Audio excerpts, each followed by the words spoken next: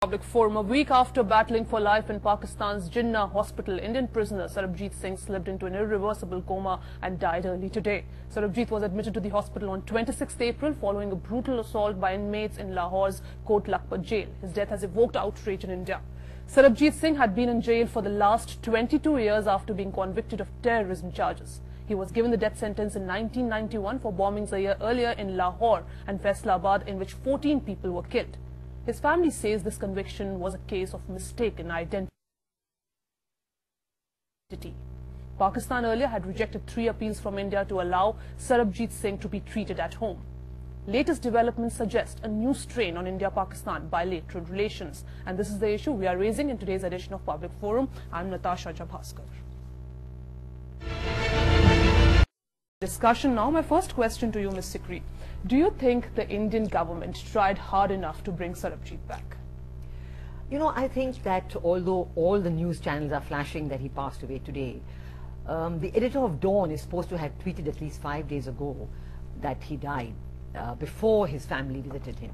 And actually today, Sarabjit's sister has confirmed that even when she was in the hospital and she was inquiring about her brother's health from the doctors and nurses, she says they were all suppressing smiles because they knew that actually clinically he had passed away some days ago.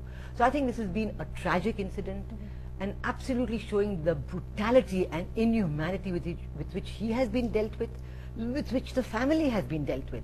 And I do not know at which point, at what level, how this was taken up between the two governments right now in the last time between the attack on him. Even the attack on him is not clear because he was supposed to be in isolation, being a death row convict. Right. And he was brought out either for a walk or he was called out, and then they just set upon him in a pre-planned manner. And maybe this was the reason they weren't even ready to send him for treatment to India. Yes, and in fact there was an interview I saw with some of his fellow Indian convicts in the jail there, and they said clearly that this is all the hand of the militants, because it's the militants who run the show over here, and the militants have been, as you know, even the band outfits, they've been trying to do this a lot of times. They're even opposing the elections and democracy.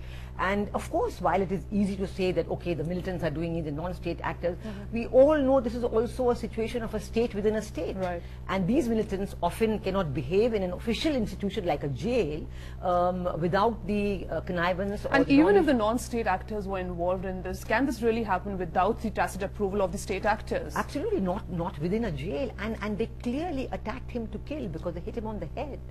And even when he was brought to the hospital, it was the image of India that is promoted by these events gives a feeling even to the people that you know, do we look for friendship? Right, but on India, in India, the public opinion, it has gone so negative against Pakistan, against China. And I think that as long as the public opinion is so sharply against the content of what Pakistan is doing and China is doing, how can you look for an improvement? And unfortunately, the public opinion has not only gone against China and Pakistan, but also against the government, the way government has tackled the issues so far. Mr. Sen, your comments, because as widely reported, it also says that Sarabjit Singh Indo-Pak relations. This was something which had to happen in retaliation to the hangings of Pakistani national Ajmal Kasab, an Indian national who was in the cahoots with Pakistan terror outfits Afzal Guru. So this... The authorities should have taken steps on this. I do not know what kind of messages had gone from the External Affairs Ministry to Pakistan saying that his security should be beefed up because there is a great danger to his life and security. But that brings to the wider question, not the Indo-Pak relations, but the treatment of prisoners in jails. And that is an issue we have to think of. There is no doubt, I don't know whether the militants have done anything or not, but there is definite some of the prisoners, and some of the prisoners were set upon Sarabjit with a view to killing him. And with my experience of prisons all over the world which I have seen, I can tell you that this is very often happens.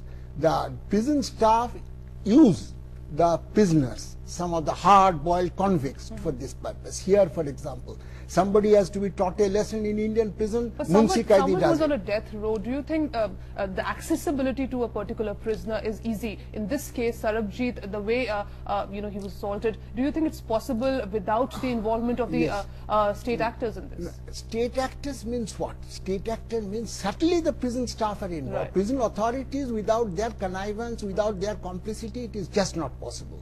And they also know who have done it. They possibly encouraged it to increase. They are languishing, cases are not settled for a long time. So this is something, and all the time there is a feeling that Pakistan is doing like this. We should also give them a tit for tat. Right. We should reciprocate. But that's not the answer. More than 250 prisoners at present in Pakistan. In fact, this Court Lakhpat jail housed more than 4 times of its capacity. The capacity was only 4,000 prisoners capacity, where it presently has 17,000 prisoners. So says a lot about the basic infrastructure present in this particular jail. But your comments on this, Professor Cholia, if the bilateral relations are good, you do away with the hanging of a particular prisoners. If the bilateral relations are bad, you see what's happening.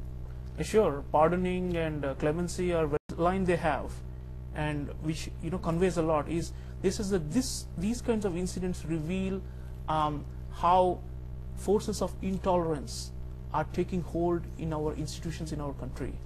What they basically mean is the same thing which Ambassador Sikri was mentioning, which is that there is this Islamist element within the prison system, and of course in the wider society, that is being used to incite hatred and in fact revenge for what happened to Kasab and so on. So while Mr. Rahman Malik would say that let him hang, right. That's the official position of Pakistan government. The point is that within society, the agencies have created this, nurtured this hatred, and so it would not be seen as unnatural. This would have been actually seen as an act of revenge, and in their misguided interpretation of Islam, also as an act of getting back at the religious enemy. So Right. this is the So subtext. you're saying there's a continuous breeding of what we call the culture of intolerance that's And happening brutality, the pattern and of brutality, which then it's easy to dehumanize and then to kill like this, Right. with the connivance And of authorities. be it in the case of Jawans also, the case that happened earlier on LOC, and when Pakistan completely denied, also this whole issue of continuous denial that we have not really done it. Your comments on this, Mr. Dikshit, because what now is being asked is that as Pakistan continues to provoke, and can we really continue with our soft diplomacy? Soft diplomacy actually pays dividends, and it is because of soft diplomacy that we get anywhere. And if we talk about this extreme self-righteousness, let's go back to 1998. Kot Balwal Jail, Jammu. Sajjad Afghani, Pakistani national, murdered inside the jail for allegedly trying to escape through a tunnel that had just one end in the jail. Isn't it ridiculous? So this sort of a thing, this primitive behavior has been happening, and you read the On both sides. biographies of international criminals. Charles Shobraj, a prime example. Majnu Katila correction ward. So this is the condition of jails all over Asia, and that's what I was saying before you cut me, that you read biographies of various international criminals, Charles Shobraj being a prime example, who's had the honor of being in practically every prison from Turkey to Kathmandu, and he also narrates all this. So the jail system has to improve, no doubt about it, but and at the same time India and Pakistan have to grow up at one point of time. If you take Soviet Union and the US at one point of time, when they were threatening to annihilate each other with nuclear weapons, they still had a spy prisoner exchange program. And if you recall 2010, there was the sleeper cell of Russians detected in the US. They had an exchange program. 2 spies from US sent back, and all the Russians went back. So there's a time when you have to acknowledge this. Second point I would like to point out, that for 22 years Sarabjit survived there. So when you're talking about reciprocity, you have a point there. 22 years, no one's even slapped him once. So what changed? And that's what we have to ponder about. So one is about growing up, about being And also mature. doing away with his death sentence. Yes, death sentence, of course, my newspaper and my line about that, but I think our private TV channels here have been very unbalanced. They should have interviewed a few victims of the a few kin of the 14 victims who died in that alleged bomb blast in which Sarabjit was said to have been involved. So maybe we wouldn't have got as emotional as we are today. It was the case of mistaken identity. We don't really know what really happened, but as of now, what happened in Pakistan, the government is really seeking an answer at this stage, and it's now time for us to take a short break. Next, when we come back, we'll discuss more on this. Stay tuned.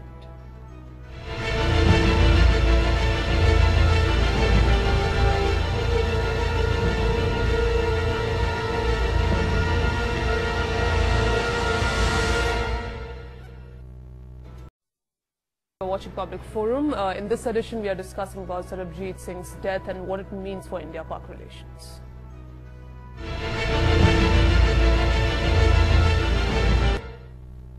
So will this affect Indo-Pak ties? Coming back to you, Ms. Sikri, do you think this will have an impact on the relations, the bilateral relations between India and Pakistan? And as many are saying, time to shun soft diplomacy with Pakistan? You see, I think the term soft diplomacy is misunderstood. What I understand by soft diplomacy is, first of all, a public diplomacy that seeks to reach out to the people of the other country. Now, when I say people, I don't mean just, demagoguery and speaking in front of big crowds, but I mean academia, young students, writers, opinion makers.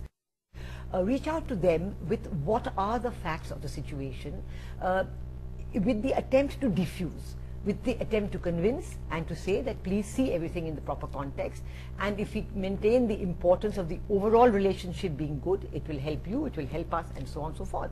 So that is soft diplomacy. But soft action should not be confused with soft diplomacy. Action has to be in response to a certain incident. As I said, you can go on talking, maintain a dialogue at all times, but you cannot maintain the same context and content of a dialogue. And the content of what you're saying, the way in which you're saying it, the firmness with which you take up an issue, that has to depend on the incident. Now, I agree with Sandeep when he said that, oh, well, one should not get too hyper, but I think here one has to have a balanced approach. One cannot be so blasé as to ignore every incident. Oh, this is just one man. Oh, this happens in jails. They're very overcrowded. Don't overplay, etc. I think that would be completely unfair, because there is a very strong human interest angle, and when public opinion in our own country here I'm talking about India, the first part about the movement of prisoners. Yes, it is a good move, because such committees are normal. Whenever you want to settle these legal matters, for example, between some governments, you have an agreement. One side, we're talking about confidence building measures. We also say that you cannot change your neighbors, you have to live with them, you have to have a process of engagement. At this stage, what kind of an impact you are seeing, and how does that India should engage with Pakistan, be it after the 26/11 attacks, or be it after this latest LOC violation? We have kept ourselves open. The way Pakistan is trying to engage with us, the power structure in Pakistan is very diffuse. We don't really know whether it is the army or the government. In India also, next year the government will change. The policy priority. Keep in mind this thing. I agree with her that our approach should not be absolutely hasty approach, but it should be firm and clear approach. We should make it clear that India views very strongly what has happened. But at the same time, we have to keep in mind some of the facts. Number one, Pakistan, all said and done, immediately extended visa facilities to the family to go there. Number two, they suspended some of the jail officers. What action they take is another issue. And number three, we have also to keep in mind that judicial commission which is there, how far is effective is not, government cannot react to that way. Number two, Pakistan also, keep in mind, election is going on. And to, for example, to demand to release Sarabjit, to send, of course the man is dead.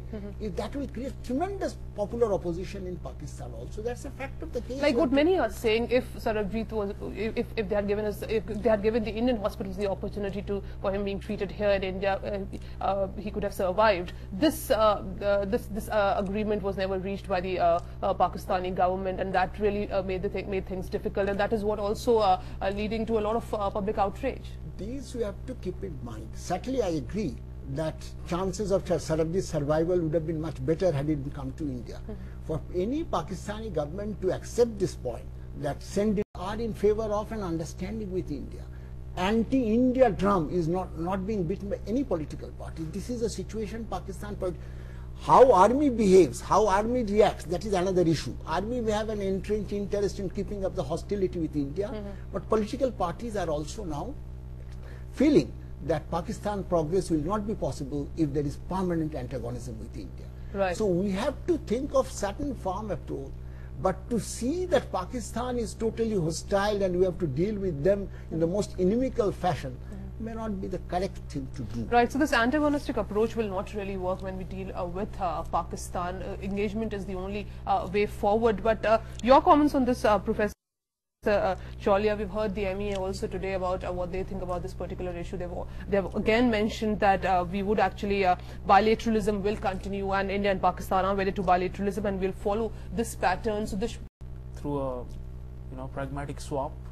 It's very much possible. Many countries have done this between themselves, and in the long run, we also, I think, we have to think about our own intelligence agencies and how we honor our own agents and so on. Because there's no question about the fact.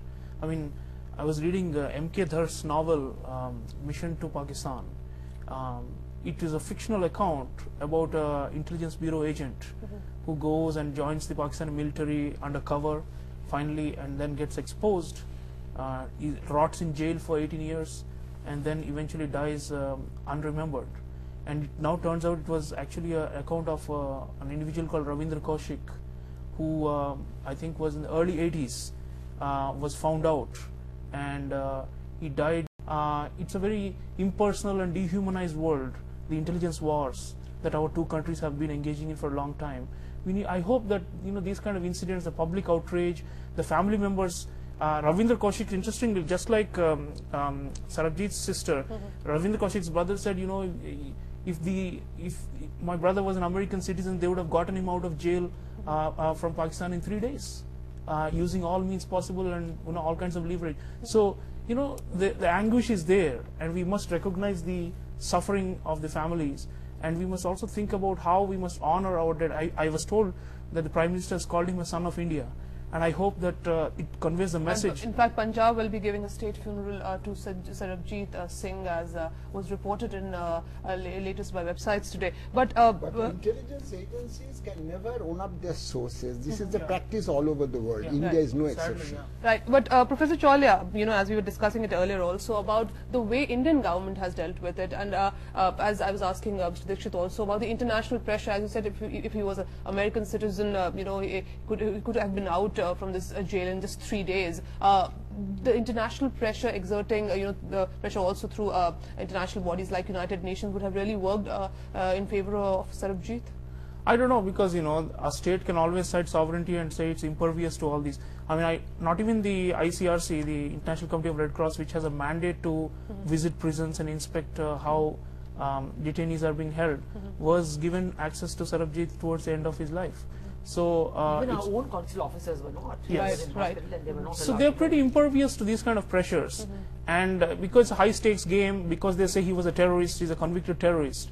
I don't think they would have listened to anybody. I mean, even American pressure. If you remember, in the case of the A.Q. Khan detention, Americans were desperate to access him and to interrogate him, and the Pakistanis shielded him all the way. Right. I don't think Americans managed to ever, The bilateral ties are concerned, as far as the dealing with our prisoners are concerned, what are the lessons? Well, and also for media, I think. Yeah, all of them have pointed out, and I have also said that you got to mature, you got to grow up, you got to acknowledge and have a prisoner swap program, be less primitive in your approach, both sides, all three sides, maybe everyone, and try to be more human and avoid getting into this trap of jingoism.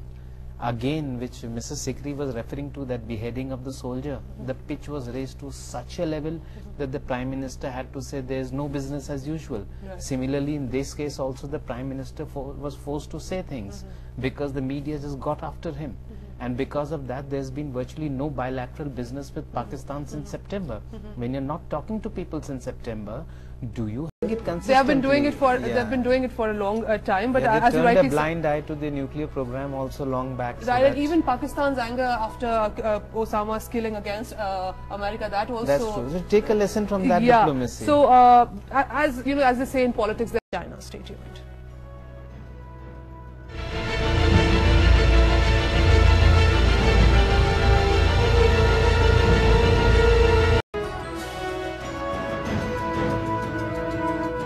back. You're watching Public Forum. In this edition, we are discussing about Sarabjit Singh's death and what it means for India-Pakistan ties. Segment, what's the road ahead as far as India-Pakistan relations are concerned, and also does it ask for some sort of a foreign policy reorientation if you talk about Pakistan, China, the approach India has for both these countries? Coming back to you, Ms. Sikri, will the trust deficit exist forever? You see,